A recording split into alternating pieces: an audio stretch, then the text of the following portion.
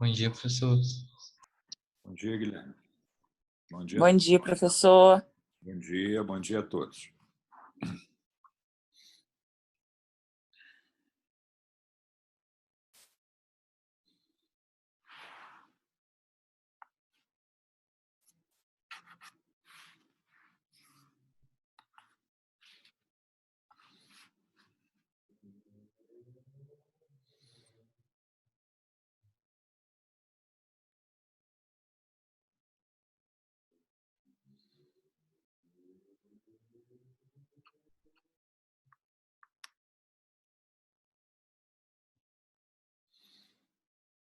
Bom, novamente, bom dia a todos.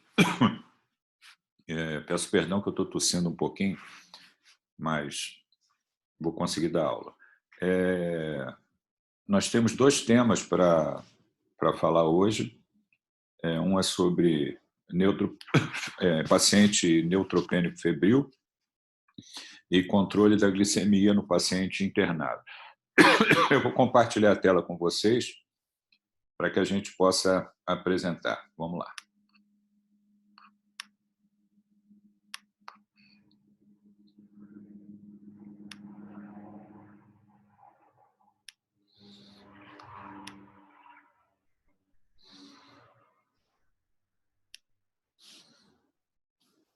Estão vendo o slide? Sim. Sim, professor. Está sim, professor. Obrigado. Então, olha só. É uma paciente idosa que foi internada com febre de dispneia. Ela é uma paciente portadora de um tumor de laringe em tratamento quimioterápico. Há uma semana fez ciclo de químio, refere início de dispneia progressiva e febre a 48 horas e diminuição do volume urinário. O restante da história é nada digno de nota. Na admissão, essa doente foi os sinais vitais, né, 100/70, milímetros de mercúrio, a pressão arterial, frequência cardíaca 110, temperatura 38, frequência respiratória 18, lúcida, hipocorada, nictérica, algo desidratada. Ela tinha uma laringectomia por conta do tumor radical, né, e tinha uma cânula de traqueostomia posicionada. Quer dizer, ela tinha uma cânula definitiva por conta da cirurgia feita, né, de cabeça e pescoço pelo tumor de laringe. Ritmo cardíaco regular, murmúrio vesicular audível bilateralmente, roncos esparsos, abdômen flácido, peristalse presente, sem megalias, né? Membros inferiores sem edemas. No pronto-socorro foi puncionada uma veia profunda, uma punção de jugular interna direita. Quando a gente admite esse tipo de doente, né, o doente com neoplasia, que está se tratando, está fazendo quimioterapia, fez febre, dispneia, internado, obviamente, a possibilidade da infecção está complicando a evolução do doente, né? Aqui, ela trouxe um hemograma feito há 3 dias, que havia procurado um médico a nível ambulatorial, e o médico fez o pedido de um hemograma. Esse hemograma está aqui, mostrou uma hemoglobina de 7,6, um hematócrito de 22, leucócito de 1.790 e plaquetas 69.000. Então, nós temos aí as 3 séries diminuídas, comprometidas, né? Anemia, leucopenia e também a plaquetopenia. Isso é importante que a gente verifique até onde essas alterações estão relacionadas à própria patologia do paciente ou consequências ou efeitos, é o que a gente vai falar, efeitos adversos da quimioterapia. Anemia, leucopenia e plaquetopenia. O que nós vamos fazer? Como é uma doente que complicou o seu curso clínico, agravou o seu estado geral, a conduta é hospitalizar. Olhando para trás, o tratamento da neoplasia de laringe ela inclui 3 possibilidades: cirurgia, radioterapia e quimioterapia. A paciente já havia feito a cirurgia, lá atrás havia feito também sessões de radioterapia, e, nesse momento, por conta da progressão do tumor, né, estava fazendo sessões de quimioterapia. Complicações relacionadas à quimioterapia, né? Existem várias complicações, precoces, como estão colocadas ali, logo a seguir a administração da droga, imediatas, de 7 a 21 dias. Essa é que nos interessam mais, e vejam que está logo colocado ali a possibilidade de mielossupressão e granulocitopenia, além da plaquetopenia e também da anemia. Efeitos tardios nos meses subsequentes ou ultratardios, meses e anos subsequentes ao uso da quimioterapia. Ela, quando foi admitida, ela repetiu o hemograma na admissão e havia apenas 200 leucócitos. Então, isso significa um quadro grave de granulocitopenia relacionado ao uso da quimioterapia. O que nós vamos fazer e como que a gente chama esse quadro que a paciente está apresentando? A gente chama esse quadro de neutropenia febril. Na verdade, a neutropenia febril é sinônimo de uma infecção grave, é sinônimo de sepse. E esses doentes que apresentam esse quadro de neutropenia febril, eles precisam ser rapidamente abordados e tratados para que esse quadro possa ser, digamos assim, resolvido, né? Se nós não reconhecermos isso, nós não tomamos as providências necessárias. E quem atende esse modelo de paciente é um médico da emergência. Ele é que vai fazer o primeiro atendimento, ele é que vai fazer os exames, ele que vai ver o grau severo de granulocitopenia e que vai mandar internar o doente, que vai tomar as providências iniciais. Que providências iniciais são essas que são tomadas, né? No nosso caso, o nosso doente evoluiu com gravidade, evoluiu com um quadro de piora da dispneia, caracterizando a insuficiência respiratória aguda. Isso significa que o doente deve ir para uma unidade onde ele receba os suportes de vida adequados, que é a unidade de terapia intensiva. Então, está lá, foi para a UTI, suporte ao paciente grave na UTI, e diante desse diagnóstico de neutropenia febril, o que nós vamos fazer, né? Como toda vez que a gente está diante de uma infecção, nós vamos colher as culturas para tentar identificar o micro-organismo envolvido, e já nesse momento, onde a gente já está fazendo o diagnóstico da infecção, colhemos as culturas, nós vamos rapidamente iniciar antimicrobianos. Isso a gente chama de tratamento empírico de uma infecção, principalmente da infecção grave. Quer dizer, eu identifiquei a possibilidade de infecção, eu colhi material para culturas e vou imediatamente iniciar o antimicrobiano. Então, essa é a atitude correta que nós devemos ter frente a essa situação de infecção com gravidade. E já falei para vocês, né, a neutropenia febril é uma infecção grave. Se nós não abordarmos e tratarmos rapidamente, o paciente evolui para o óbito. Uma pergunta que poderia ser feita, né, é se eu vou colher cultura e esperar o resultado da cultura. Não, eu vou colher a cultura e, logo a seguir, iniciar o esquema antimicrobiano. O correto é que essas culturas sejam colhidas, hemoculturas sejam colhidas, ou secreção traqueal, urinoculturas sejam colhidas, né, do foco provável de infecção, ou então dos fluidos biológicos ali, que a gente normalmente colhe cultura, e que no intervalo de tempo de 1 hora após a apresentação do paciente para atendimento, eu tenha colhido as culturas e esteja fazendo a primeira dose do antimicrobiano. Uma outra questão que pode ser colocada é que antimicrobiano eu vou iniciar, qual antimicrobiano eu vou iniciar nessa situação de neutropenia febril. Eu devo oferecer ao paciente uma cobertura adequada, tanto para bactérias gram-positivas quanto bactérias gram-negativas. Então, a escolha vai recair sobre uma droga que possui amplo espectro, ou seja, cobertura adequada para germes gram-positivos e bactérias gram-negativas também, quer dizer, bactérias gram-positivas e bactérias gram-negativas. Aqui a gente tem uma lista de possibilidades de micro-organismos que podem causar infecção em pacientes que têm granulocitopenia, né? Então, se eu estou tratando uma infecção em paciente neutropênico febril, essas possibilidades poderiam ser colocadas. A escolha do antimicrobiano, ela, nesse momento, né, no estágio atual do conhecimento, ela recai sobre uma droga que é uma cefalosporina de quarta geração, que a gente chama de cefepime.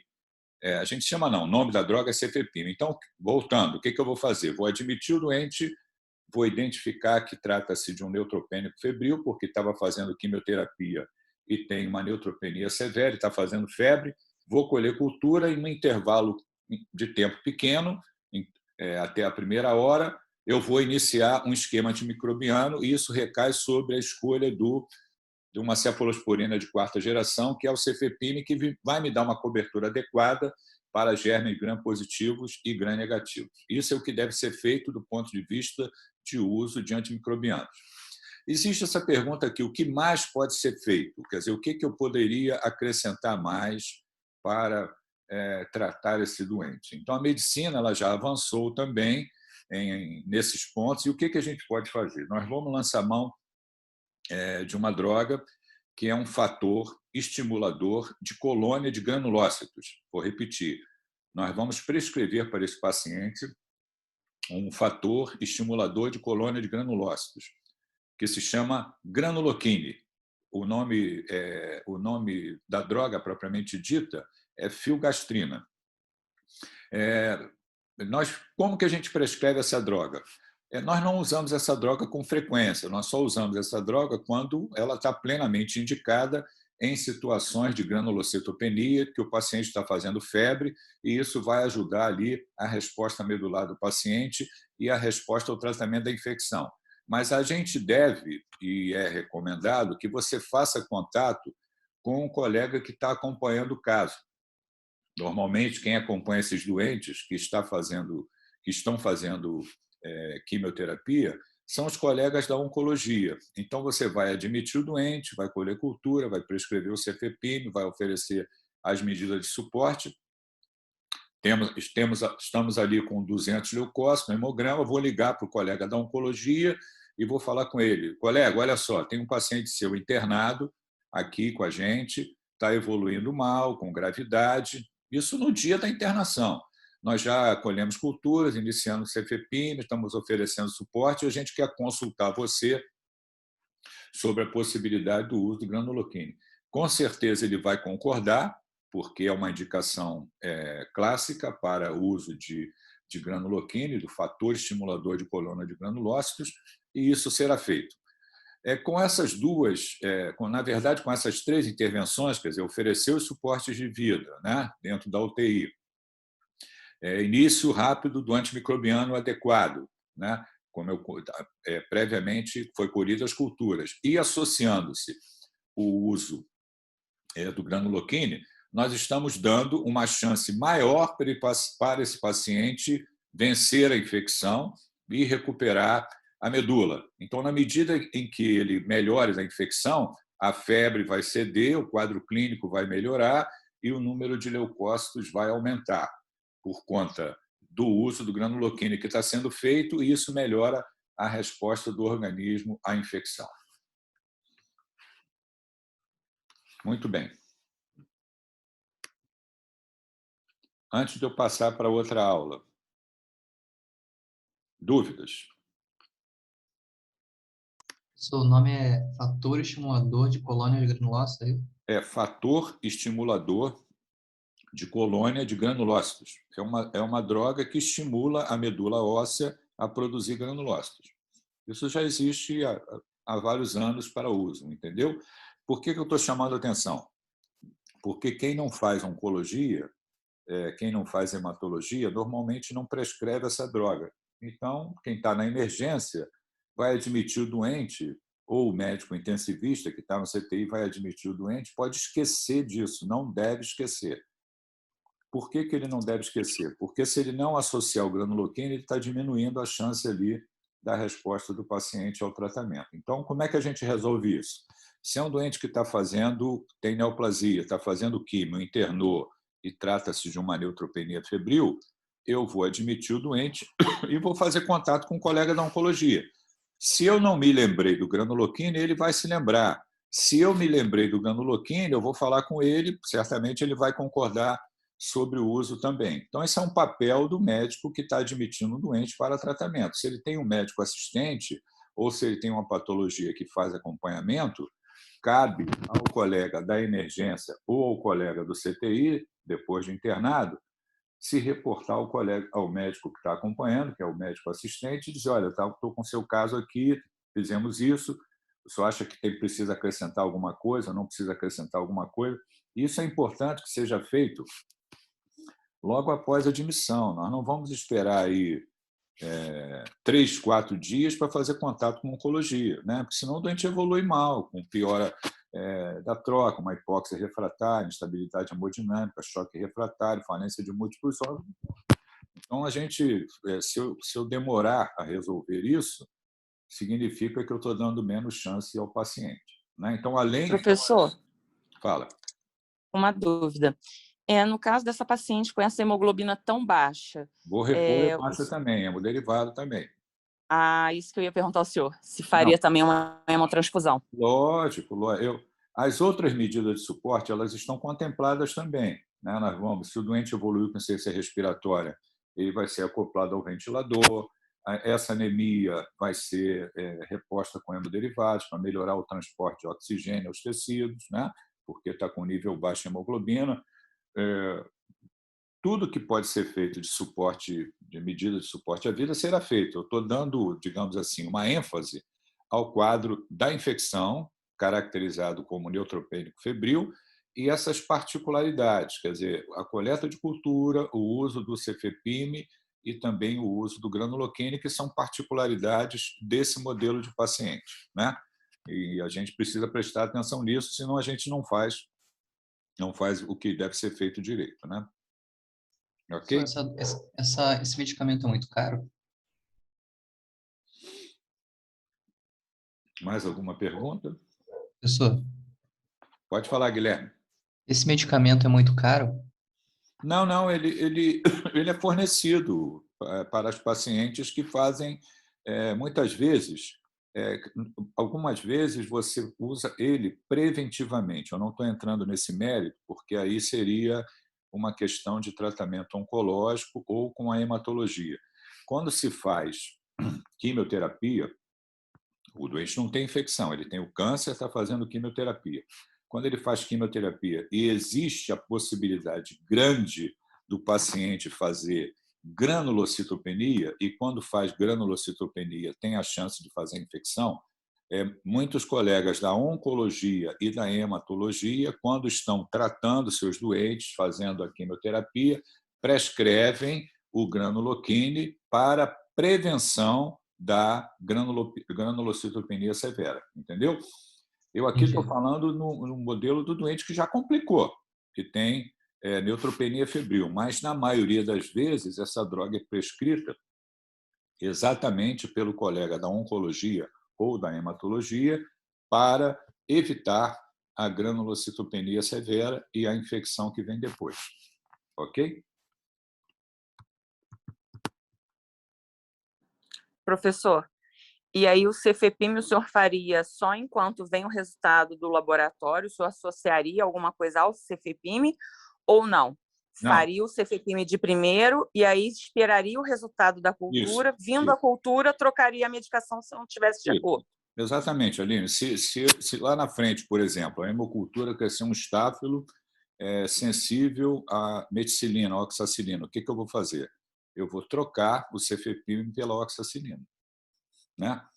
Crescer um estáfilo MRSA, eu vou trocar o cefepime pela vancomicina, por exemplo. Então, eu vou iniciar e os ajustes mais adiante, depois de 2, 3 dias, vão ser feitos de acordo com o resultado da cultura. Agora, também, professor, esse paciente, se ele também tiver alguma outra síndrome metabólica associada, teria que fazer a correção desse cefepime para esse paciente, né? Se ele tiver alguma disfunção orgânica associada. Que você Isso. Sim, lógico. Aí se o doente tem comprometimento da função renal, você vai ajustar o uso faz a primeira dose e depois você ajusta de acordo com o clearance da creatinina. Aí tem que olhar a droga e como eu a corrijo de acordo com a função renal, com o clearance da creatinina. Isso também Tá ótimo. Tá? Obrigada, professor. Nada. Olha só, eu vou agora passar para a segunda exposição, que é também interessante. Vamos lá, vou compartilhar a tela.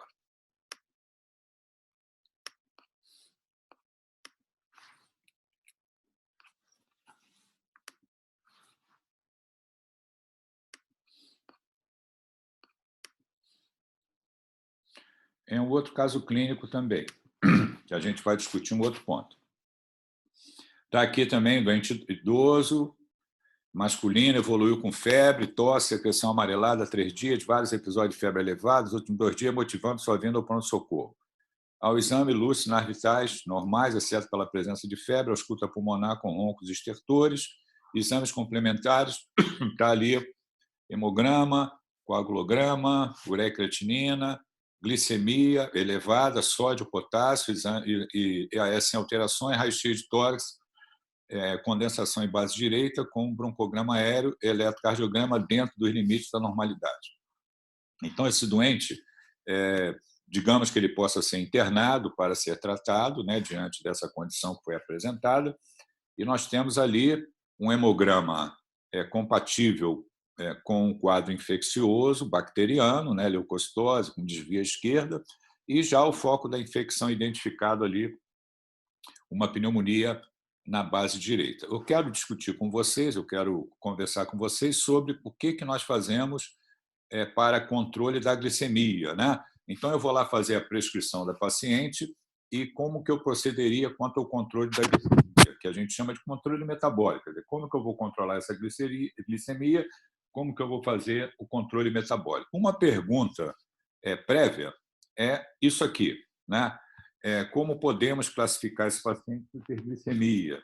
Ele não trouxe a história de que era um paciente diabético, né? Estava usando determinada droga, ou tem diabetes, exatamente. Ele não manifestou isso, né? Então, como é que eu classifico esse paciente? Por que ocorre a hiperglicemia nesse modelo de paciente? A hiperglicemia não tratada pode levar a desfechos desfavoráveis, quer dizer, o fato de eu não controlar a glicemia, isso pode agravar a condição clínica do doente? E como eu abordo essa questão? Nós vamos tentar responder essas 4 questões aí nos próximos slides, né?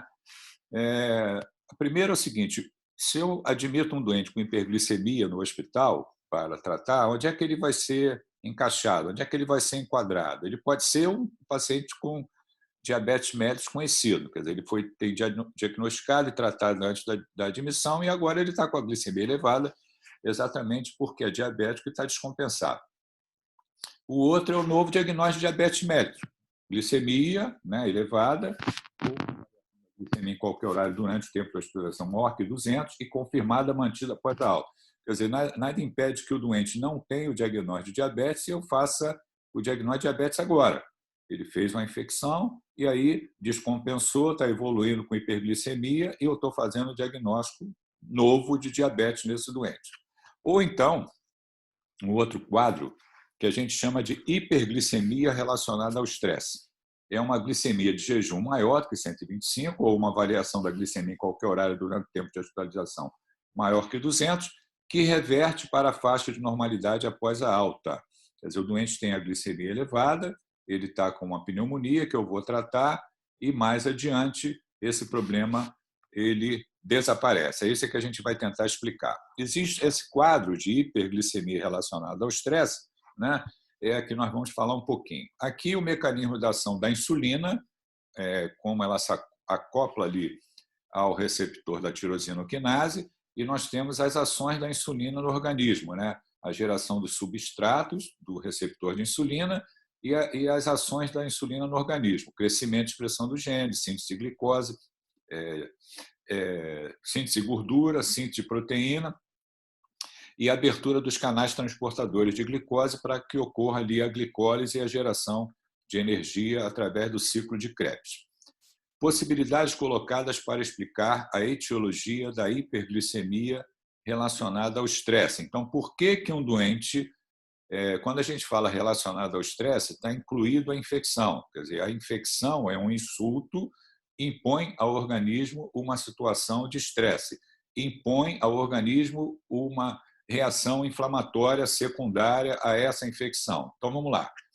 Bactérias, produtos bacterianos, ocorre ativação de vias inflamatórias, né, por conta exatamente da infecção, onde você tem a produção e liberação desses mediadores inflamatórios, que são as citocinas, então as duas principais ali, né, fator de necrose tumoral, interleucina 6.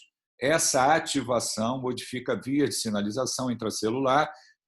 Uma dessas vias é a janusquinase, que interfere na via da tirosinoquinase. Então, a reação inflamatória faz com que se produza mediadores inflamatórios que alteram a via de sinalização intracelular, que acaba interferindo naquela via da tirosinoquinase, na geração de substratos receptores de insulina, nos canais transportadores da glicose, levando ao que a gente chama de resistência insulínica. Então, eu tenho o insulto, o estresse e o aparecimento lá da resistência insulínica. Também, por ativação do eixo hipófise, hipotálamo e hipófise suprarrenal, nós temos aumento dos hormônios contrarreguladores, por conta desse insulto, né, da infecção, catecolaminas, cortisol, glucagon, levando ao aumento de substratos para a geração de glicose. Então, nós temos ali, por conta da proteólise, né, aumento de alanina, nós também temos, por conta da lipólise, aumento de glicerol, ácidos graxos livres, lactato, que a nível hepático determinam o aumento da glicose através da neoglicogênese. Também no fígado, nesse contexto, ocorre aumento da glicogenólise, que é a quebra do glicogênio. Tais fatos determinam a hiperglicemia. Catecolaminas e cortisol também interferem na via da tirosinoquinase, colaborando para a resistência insulínica, a hiperglicemia.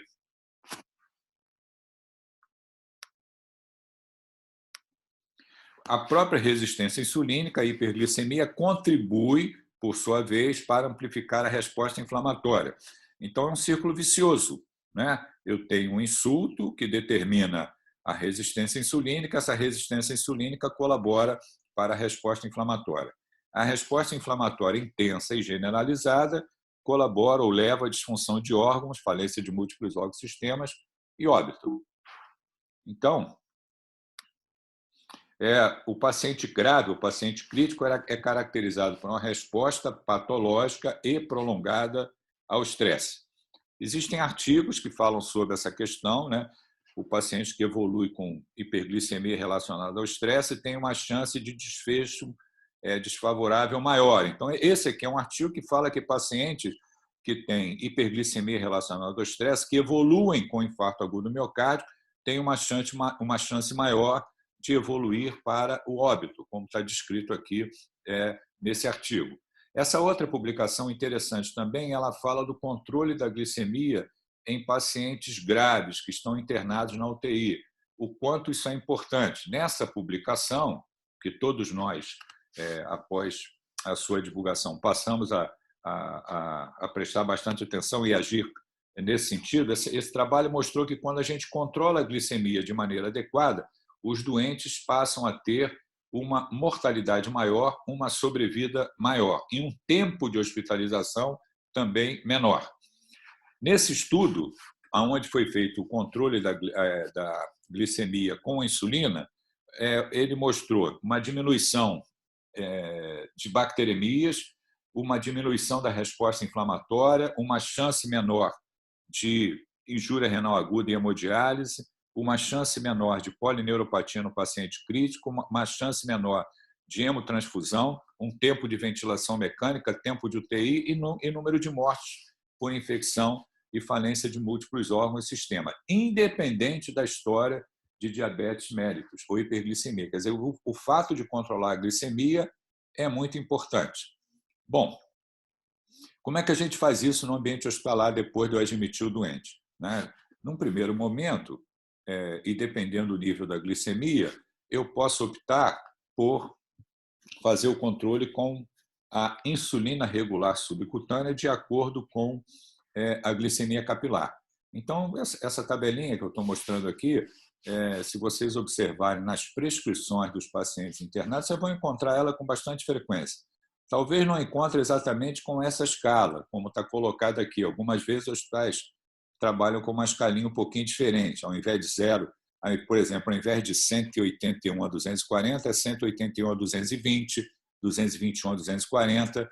Quer dizer, tem hospitais que trabalham com uma tabela um pouquinho diferente, mas o sentido é o mesmo.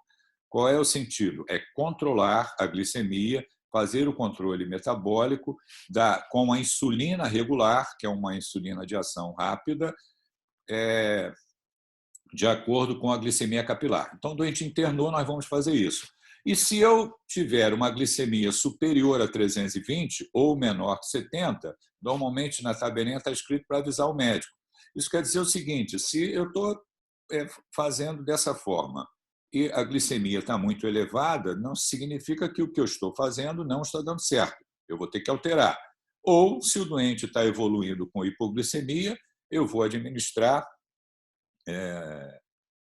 ampolas de glicose hipertônica na veia do doente para corrigir a hipoglicemia.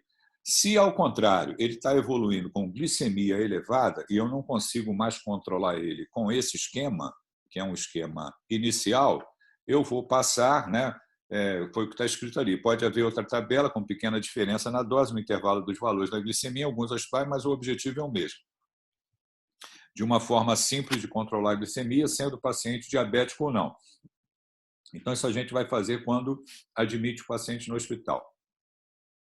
Se a glicemia continua elevada, aí nós passamos para o step 2, a fase do para ser usado quando temos valores maiores de glicemia desde o início. Quer dizer, se eu admitir um doente com 600 de glicemia, eu não vou usar aquele esqueminha ali da glicemia capilar e insulina regular de acordo com a glicemia capilar. Eu já tenho que usar a insulina venosa, como está colocado aqui.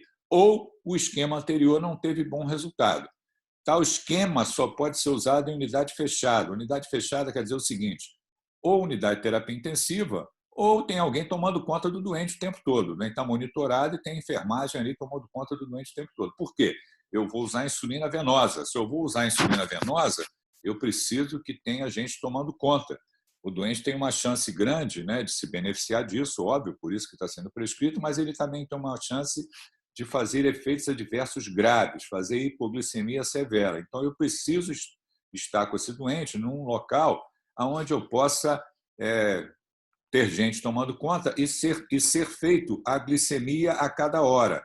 Nós vamos avaliar a glicose ou a glicemia a cada hora e vamos ajustar ali a velocidade de infusão da insulina.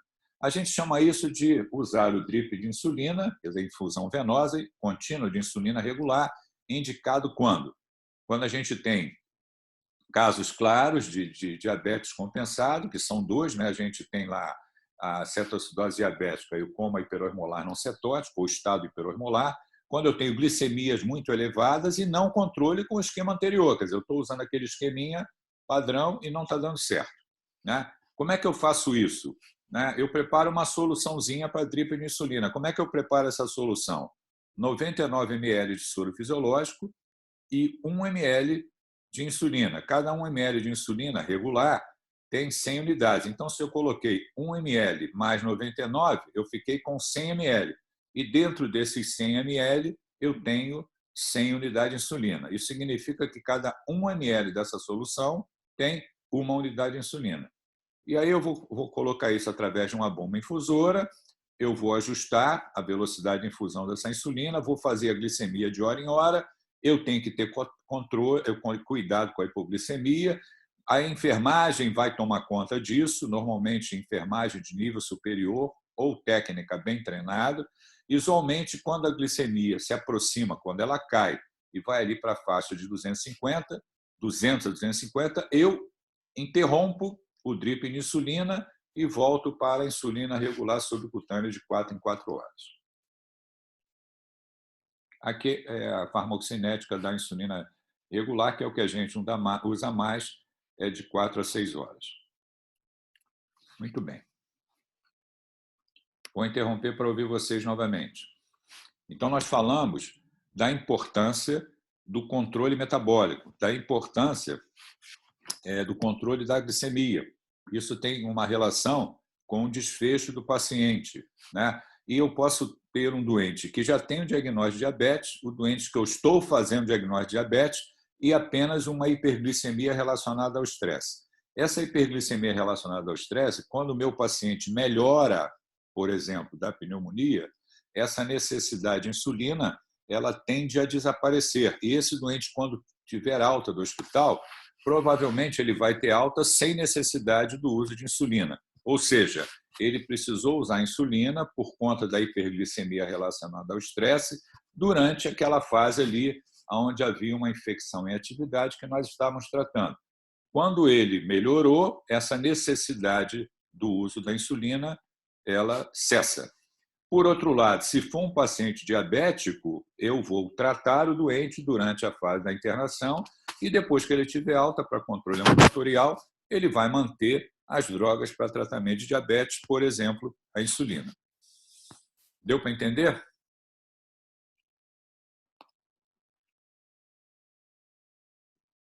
Deu sim, professor. Então, uma característica desses doentes é evoluir com hiperglicemia. Nós colocamos isso na conta dessa patologia, hiperglicemia relacionada ao estresse. Eu expliquei para vocês por que isso ocorre, a modificação de vias intracelulares por conta de mediadores inflamatórios que são liberados e acabam levando ao que a gente chama de resistência insulínica, e essa resistência insulínica, junto com liberação de hormônios contrarreguladores, acabam levando à hiperglicemia. E a hiperglicemia, por si só, amplifica a resposta inflamatória. Então, o doente tem uma chance maior de evoluir com falência de múltiplos órgãos e óbito. Por isso que a gente deve controlar a glicemia. Aí nós temos uma tabelinha simples, que é feita em qualquer doente internado, e também podemos transicionar para a insulina venosa. Essa insulina venosa, eu expliquei como é que a gente prepara a solução, né? Chamei a atenção que a gente só pode usar insulina venosa contínua em bomba infusora em local de unidade fechada, onde eu tenho monitorização contínua, idealmente ambiente de terapia intensiva, e o doente vai a cada hora fazer a glicemia e vai sendo feito ali o ajuste de quanta insulina está sendo infundida, 5 unidades hora, 6 unidades hora, 8 unidades hora, e aí eu diminuo. Quando chegar a 200, 250, eu interrompo o drip de insulina e volto para aquela tabelinha anterior de insulina regular subcutânea de acordo com a glicemia capilar. Professor? Pode falar. Então, deixa eu te perguntar. Tem algum sintoma característico de hiperglicemia nesse paciente que vai a 600 e tal? Não, se a glicemia está muito elevada, você vai caracterizar o doente como emergência em paciente diabético, né? Ou como hiperosmolar, não cetótico, estado hiperosmolar, ou cetoacidose diabética. A gente não está dando aula disso, são as duas descompensações do paciente, emergências em paciente diabético. Quando a glicemia é muito elevada, 600, 800, isso normalmente se refere a coma hiperosmolar não cetótico. Aí o doente vai ter o quadro clínico relacionado a isso, né? Isso pode ser, por exemplo, ter um doente diabético, fez uma infecção, evoluiu com coma hiperosmolar não cetótico. O doente pode ter hipotensão, desidratação severa, diminuição do volume urinário, quer dizer, tem aquele quadro todo de uma emergência em paciente diabético. Na hiperglicemia relacionada ao estresse, nós temos a elevação da glicemia, mas não nesse nível tão elevado, entendeu? Um doente que faz 600 de glicemia, certamente se trata de um paciente diabético. Eu não vou ter não se trata de hiperglicemia relacionada ao estresse. A hiperglicemia relacionada ao estresse, normalmente a gente tem a glicemia numa faixa menor, né? Se eu encontrar 800 de glicemia, o doente é diabético. Eu vou tratar o diabetes, vou tratar a infecção e, posteriormente, vai se dar continuidade ao tratamento do diabetes. Ok? Ok, professor, obrigada. Nada. Professor, uma dúvida. Então, eu faço esse dripping, né?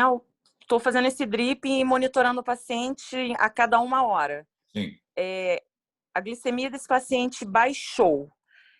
Aí eu tiro esse drip e volto para a insulina regular? Subcutânea, de acordo com a Subcutânea, glicemia capilar. tá. Eu Tá bom. vou interromper e vou voltar para o esquema anterior, porque o esquema anterior ele tem uma faixa de segurança. Se você observar lá, entre até 180, de 0 a 180, não fazemos insulina. A gente permite esse nível de glicemia, entendeu?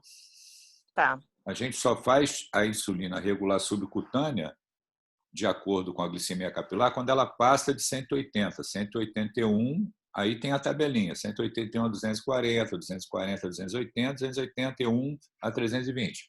Também quando está superior a 320, 360, 400, né, eu não consigo mais controlar com esse esqueminha. Aí eu vou ter que ir para a insulina venosa, entendeu? Entendi sim, professor. Obrigada. O esquema da glicemia capilar, o esquema da insulina regular subcutânea, de acordo com a glicemia capilar, a gente faz isso em todo doente que interna, a nível, tá na enfermaria, vai ter essa tabelinha ali, para controle da glicemia. Agora, está evoluindo com valores maiores, que eu preciso, não está mais dando certo usar esse esquema, eu tenho que usar a insulina venosa, eu não posso mais fazer isso na enfermaria, porque na enfermaria não tem ninguém tomando conta de um drip de insulina, o doente vai morrer por conta de hipoglicemia severa. Se ele fizer uma hipoglicemia severa e não for corrigido, o doente morre. Ou, se eu demorar a ver hipoglicemia severa e corrigir e o doente ficar vivo, algumas vezes fica com lesão neurológica grave, fica em coma hipoglicêmico, você faz a glicose, a gente não acorda mais. Você já imaginou isso acontecer dentro do hospital? Quer dizer, ninguém viu, o doente fez uma hipoglicemia severa e aí faz a glicose hipertônica, corrige a glicemia e não acorda mais. Ficou em coma hipoglicêmico por conta da hipoglicemia severa. Isso não pode ocorrer. Como que eu evito que isso ocorra? O doente com drip de insulina tem que estar num local onde tem gente tomando conta 24 horas, onde vai ser feita a glicemia a cada hora. Isso não, se eu não posso fazer isso, eu não vou usar insulina venosa. O doente tem que ir para uma unidade onde isso possa ser feito, entendeu? Entendi sim, professor. Obrigada. Nada. Mais perguntas? Professor, eu tenho uma dúvida, mas não é da matéria, não. É da prova do senhor. Como que vai ser a prova do senhor? O senhor pode falar para a gente? Posso, lógico. É uma prova objetiva. São 10 questões e normalmente eu faço as questões baseado no que eu falei em sala de aula. Quer dizer, quem assistiu a aula, quem prestou atenção, quem viu, acaba fazendo uma boa prova, tá? Esses temas que eu falei hoje fazem parte da prova também, né? Fazem parte da prova também. Está marcado para daqui a 15 dias, 8h30, lá no Centro de Convenções, não é isso? O local eu acho que a gente não sabe ainda, não. Daqui a... É dia 6 a prova. Eu estava... No semestre anterior a gente fez virtual, né? Vocês fizeram, eu botei no Prova Fácil e vocês fizeram, né?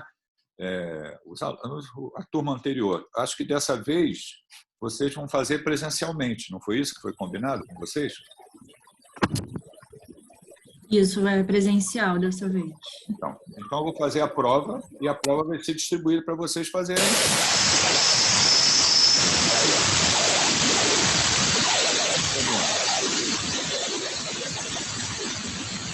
Ok? É uma prova objetiva, são 10 questões e os assuntos são esses que foram dados aí nas aulas para vocês. Tá bom? Tá ótimo, professor. Obrigada. Então tá. Então podem colocar a presença e sair de sala, tá bom? Um abraço para vocês, a gente se vê na prova aí.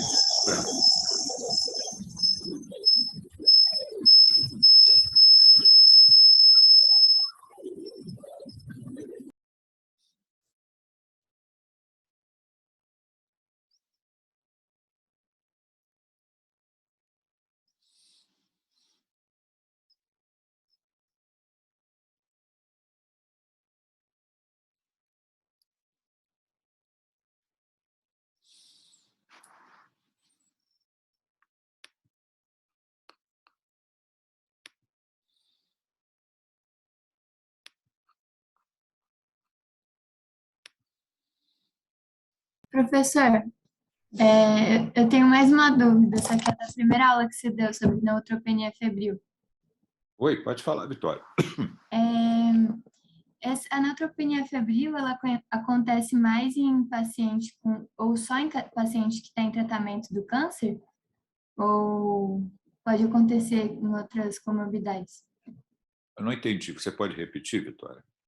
É porque, assim, a neutropenia febril, ela acontece quando o paciente está fazendo quimioterapia, né?